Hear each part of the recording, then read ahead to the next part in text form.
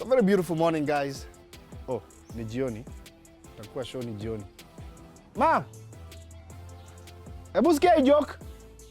Mtu akichapwa kama anakunywa coke. Hiyo ni cocaine. Joey, kiwi nje, Joey. Wala rere. Stipsy panda. Sijui kama I'm overthinking ama do you think nikienda Savo kuona wanyama na hii mpira alafu niende kwa room yangu inaitwa Savo Ballroom? Joke imekataa. Acha tujaribu ingine. So the lady walks in and I look at her and she looks at me and she gives me the look of nanyimwa wewe kijana. Hiyo inaweza tengenezeka. It's mendable. And then when we put some comedy into it, it becomes commendable. Aida break, acha nicheza kampira kidogo. Dunia nizamishe, ama uniweke niishi peke yangu, kwani ninapomwamini kila binadamu mwishowe ananigeukia. Acha ni mwage maji kidogo ndio hizo jokes zikuwe watertight. Now, prostitution has just been normalized by this generation. It's nothing to... All right. Hey, haikuji. Hey. Yo, joke haiko. What's up, beautiful people? What's up, KICC?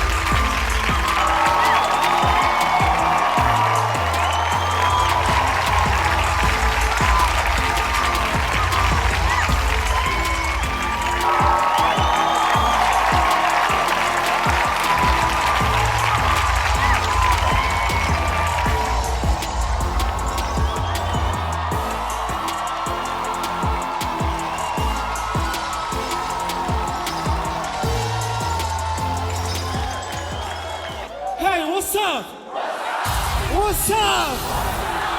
So good to see you. You may be seated, guys. You may be seated. Thank you so much for coming. Thank you so much. Wow.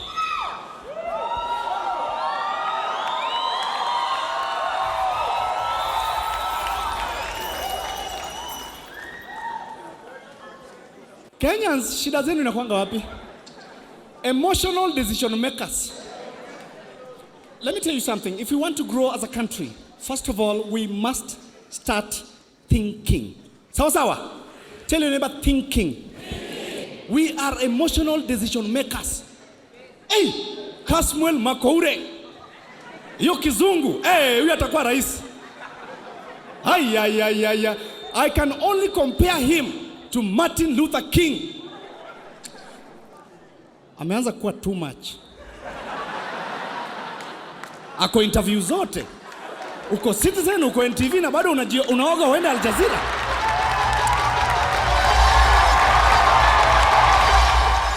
Morara, kidogo. You are the next big thing. Morara, whatever it is, fika mpaka mashinani. Expose whatever you want, tutakusupport. Kama ni pesa tutakupea. Morara is who he thinks he is. Oh, mutani support. Fanyeni hivi.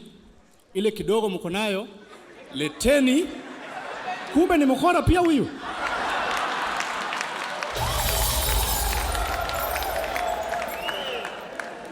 Wale watu walisema Morara is who he thinks he is, wanamuuliza kwani who do you think you are? Kenyans, emotional decision makers. You do not know what you want. You cannot be consistent with emotions. That's why we have to start. We have to start thinking. The only person, and that's why it's very hard to please a Kenyan. You cannot please a Kenyan. It's very hard. And the only person, if Kenya was an individual, if Kenya was a person, Kenya would be Miguna. If Kenya was a person, Kenya would be Miguna. You imagine you can't even compliment Miguna. Like, oh Miguna, you look good in that suit. What do you mean? Are you implying that I look like a zombie in the rest? No, Miguna, I'm just complimenting. I'm just trying to be kind. You are not being kind. If you were kind, you would have returned the land your father looted in 1987 during Moi regime. So you know you are a thief. You are a con man. No, you cannot call me a thief on national television. Even if it was CNN or Al Jazeera, I would still say you are a thief. Because you are. Miguna is the only person akona history za kila mtu. From wakiwa watoto. Miguna has history of every politician from wakiwa watoto. Kinyanjui, you are not a Kikuyu. You are not a Kikuyu, Kinyanjui.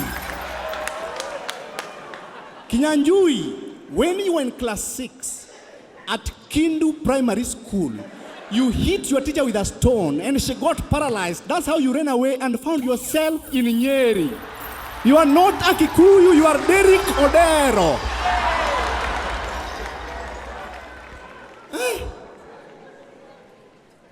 You guys, thank you so much for coming. Can you appreciate yourselves for being here this day?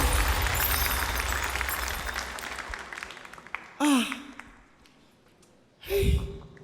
Guys, for the first time, I have seen love.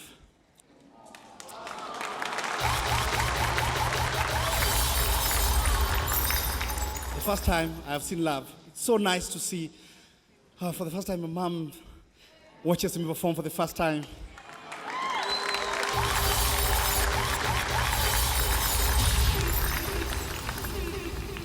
And at least for today, I can have this privilege ya kumwambia, wewe unakaa chini nikifanya kazi.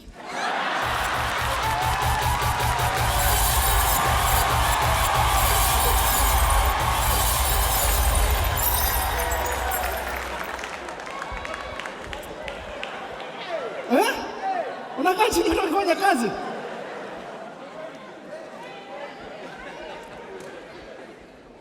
Now, you cannot be a Miguna if you don't do research.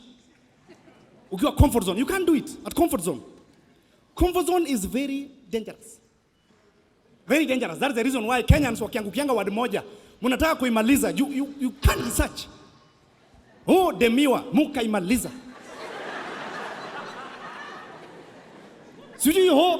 Sijui inaitwa hyperbolical ama inafanywa aje ile nyingine?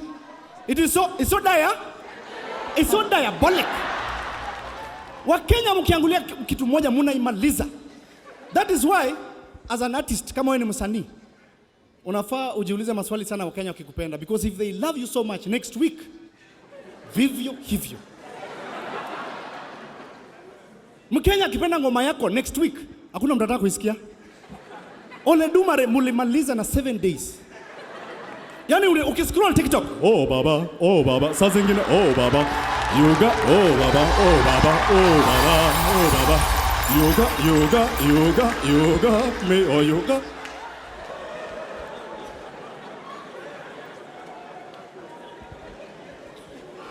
Get out of the comfort zone. But then, let's be honest. If you ask me, kama sio comfort zone, kuku inafai kuwa ina fly. Let's be honest, imekosa nini? Okay, kuku imekosa nini? Nini inafanya kuku isifly? And then we have all scientists coming with all theories. Oh, sijui the bone marrow is heavy. So, hey, sijui nini? Nyinyi mnajua Boeing 77 ni kilo ngapi? Na inaweza beba hiyo kuku ndani. Na hiyo uzito yake. So, do you think God is so stupid aliumba wings tukule?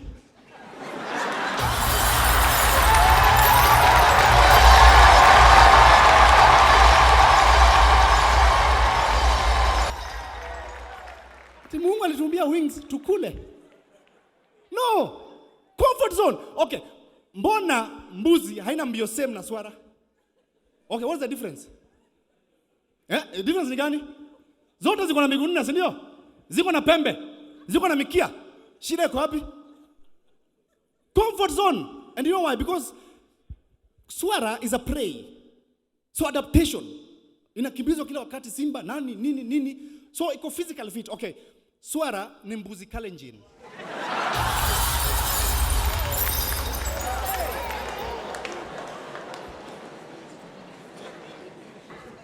Now, Gen Z nyinyi sahi.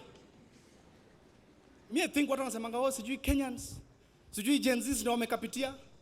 Kati ya millennials na Gen Z ni nani wamekapitia?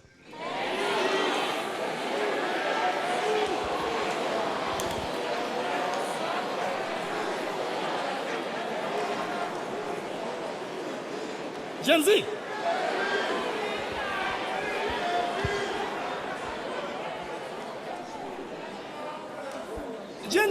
Gen Z sahi hamuna resilience. Kitu kidogo ushawachana nayo, you don't want to try again. Kitu kidogo during our time hata kurudia class haikuwa kitu ati tunashtuka. Tulikuwa tunarudia until we get it right. I know of someone who repeated standard 8 so many times. Mpaka classmate wake akaenda form 4 kamaliza akakuja kumfundisha class 6. Hiyo time ulikuwa unajaribu class 8 umekataa class, unasema class 8 sio shida. Shida kwa hapa class? Kwa hapa class 6. During our time there were bullies. Arrogance, achana na yenu ati sijui nini, arrogant nini. During our time mtu alikuwa anazarudia class. Si ati yeye ameanguka. Because he wants to prove a point. Umeanza kunidharau juu unasikia naenda form 1. Sifanyi KCPE.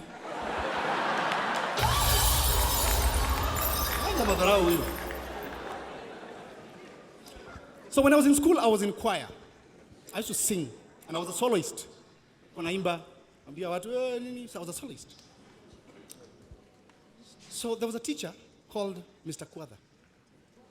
Mr. Kwatha was my maths teacher and my choir teacher. Mr. Kwatha alikuwa walimu wenye akiongea una expect anaenda kukof lakini akoi. So the choir, you are going to start by alto, then soprano, then you come together. Come to think of it, how did that person teach us choir? So you are going to start, then this one, then you sing, then the bass, then you come together. Then you bring it one as all, okay? So he was my math teacher. So kuna zile tu myths tulikuwa nafundishwa tukua shule. Sijui, there are some myths. Naambiwa, if this happens, you need to do this. So Mr. Kwatha was on my neck. There's a time, nimeleta kichwa nikasema, alinichapa because I didn't do his homework. So nikasema I'm rebelling. And you know the beauty about rebelling is that hautakangi kurebel na uende kabisa. Umetoka kwaya lakini unasimama mbali uone vile wanateseka bila wewe.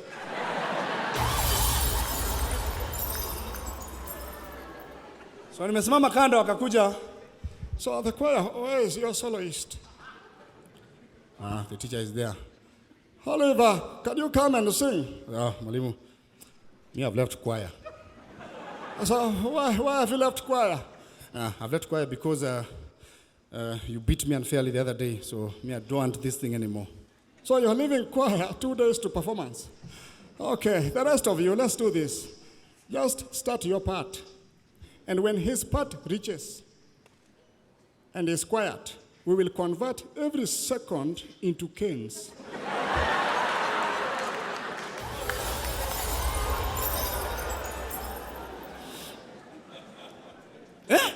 Sasa wale hapa, they want to convert it into canes. Nimesimama pale. Okay, so brother, let's go. Penye okuyo yawa, haya kiloro na miere, nyithindo dongye gunda. Yawa matindo koda jodongo koda kadeye. Bet penye winji. So alifika mahali, Mr. Kwatha kanilemea, nikasema huyu mwalimu sasa.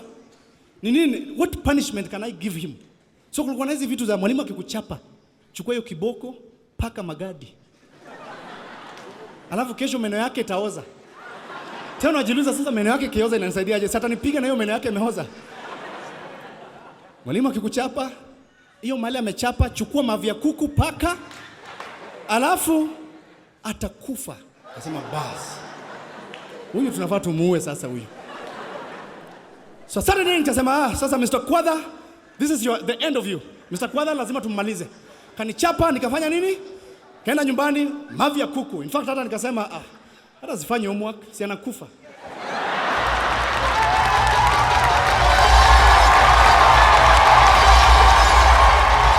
Nenda mavi ya kuku paka, alafu ukisha paka unafaa uzunguke ukitaja jina ya Mr. Kwadha, Mr. Kwadha, Mr. Kwadha, Mr. Kwadha, Mr. Kwadha, Mr. Kwadha, Mr. Kwadha, Mr. Kwadha, Mr. Kwadha.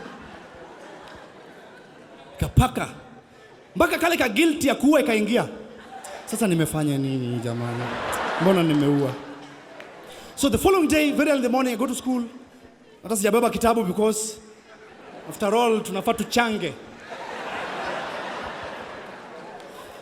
So I get to school. Nikaona watu wamekusanyika kwa assembly. Nikasema, hey, nimeua. People are gathered kwa assembly. So nikauliza one of the students, one of the pupils. Na nikaenda kama nisha preempt. So ni nani huyo amekufa? Kaniambia hakuna mwenye amekufa, ni Mr. Kwadha na chapa hajafanya homework.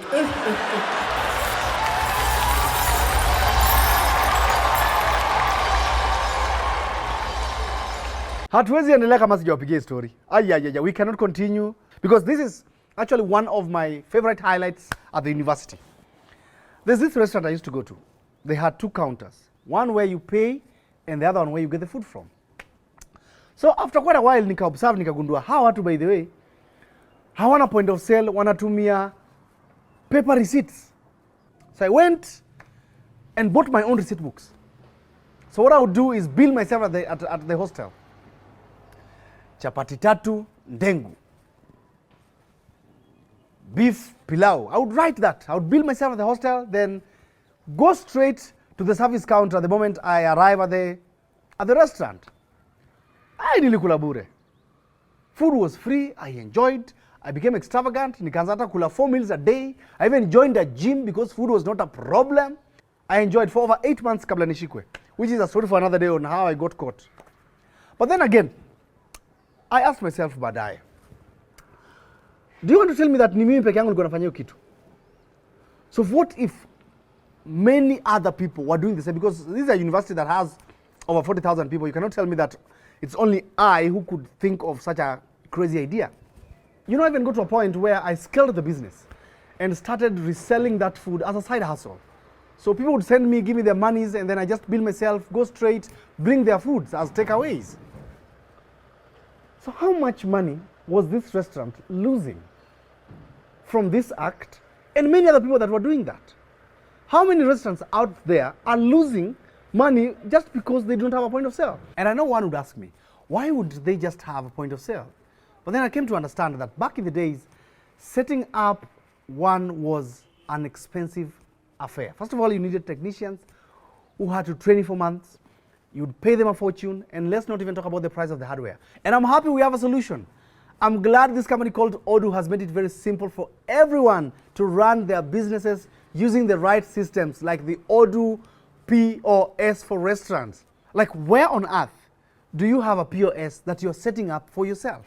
And it's super amazing, super intuitive, and you can organize your tables in your restaurant, make orders for every table, and you get real-time updates all in one dashboard. Where do you get that? If not at Odoo. Where? And by the way, hakuna excuse. There's no excuse because the first app you use on Odoo is absolutely free for life. So if you have a restaurant, na unaran kienyeji, please get yourself Odoo POS for free. Don't let people play with your business. Click link at the description and witness for yourself. You know, during those days, tulikuwa naambiwa tu vitu, ukitaka kuchapwa, chukua sijui mawe, weka sijui chini, alafu utatoa pofu, utafaint ukichapwa. So ukisha faint una benefit aje? Kuna siku nimechukua mawe nikaweka hapa, nimeambiwa chukua kama mawe kadogo, medium size, weka wapi ukichapwa, alafu you will faint. Umeichapwa mpaka hiyo mawe ndikakuwa chungu ushinda kiboko. Mwalimu ngoja nitoe mawe. Ngoja nitoe mawe mwalimu. And And this myth went, tukaanza kuambiwa about safety measures. You've been told, hey, if you find yourself swimming at the lake or at the ocean, and then you are attacked by a crocodile, don't panic. What the crocodile does, inakurushanga juu. Kisha kurusha juu, inafuata it follows the shadow. So what you need to do ikikurusha juu, toa shati.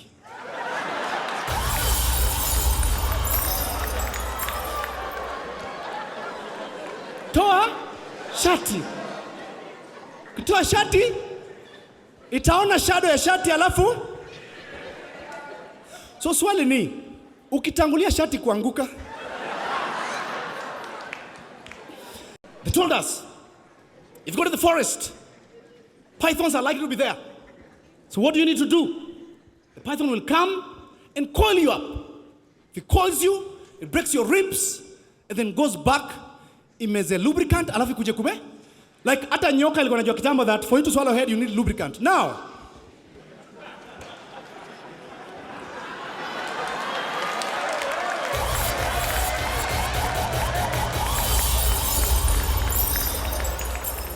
so my question is this. Umefungwa na python hapa. So walisema ukipata python imekufunga, tafuta mti, vunja mara 7. You see? Vunja mara 7. Then it will know that nishavunja ribs zake. Then inaenda kumeza nini? Lubricant. Si ndio? Okay, mbona mnafikiria si ni lubricant? Kwani physics, hamufanya physics? Mbona mnafikiria vitu zingine? So ikisha kuvunja, vunja mara 7 then. So mimi najiuliza, imekufunga hivi.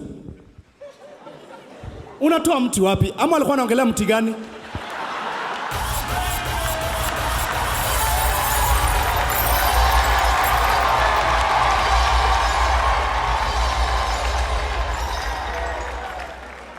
Na hata kama ni hiyo mara 7.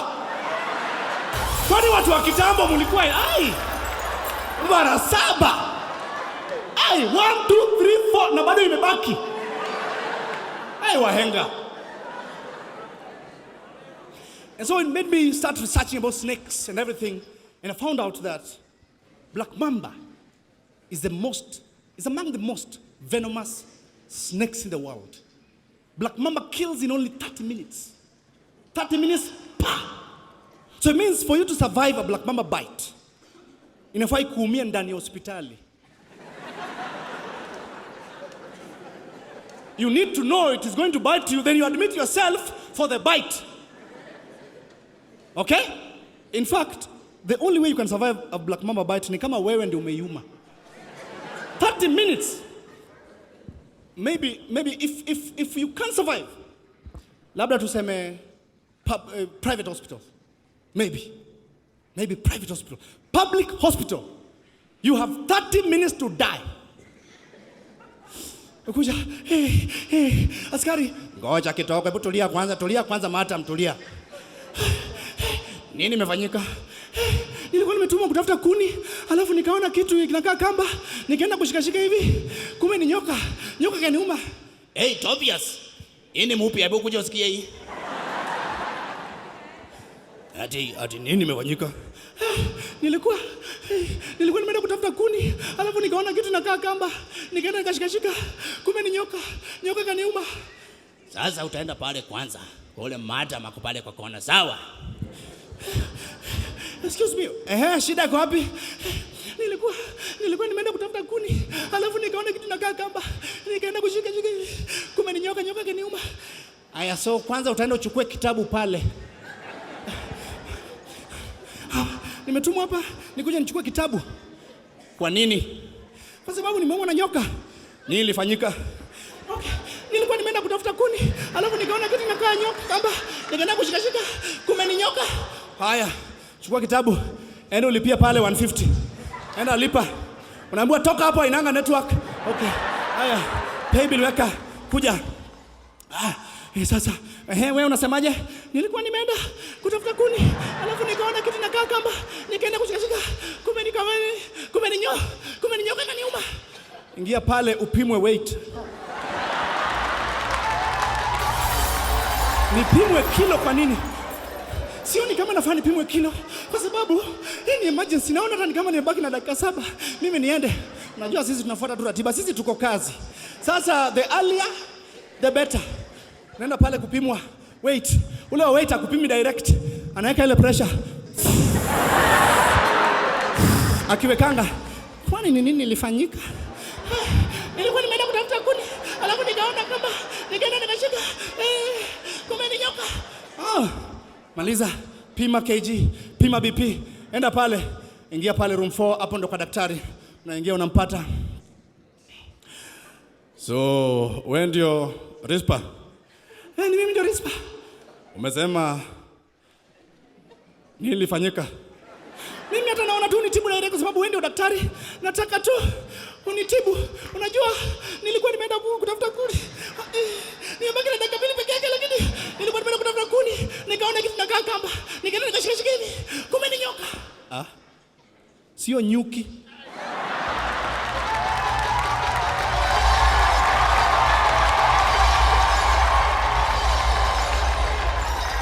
Kenyan hospital. You cannot. And by the way, I've been working out lately.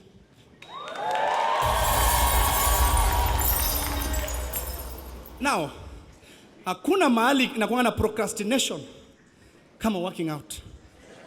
Hakuna kitu unaweza postpone kama working out.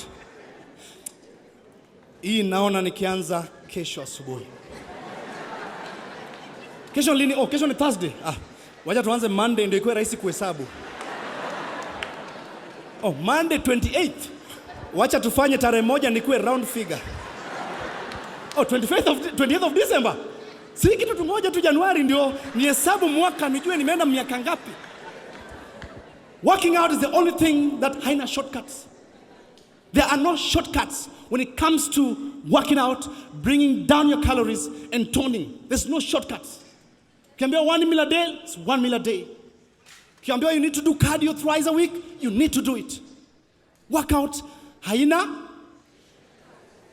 Kuna siku Terence alikuwa anataka kupunguza, akaenda akanunua roller. Yeye akaanza na roller. Unajua shida ya roller? It does not reduce, it does not burn anything. So roller ina create 6 pack kwa hiyo platform umeipea. So ukiwa na tumbo kubwa unaweka 6 pack hapo, unakuwa na tumbo inakaa grenade.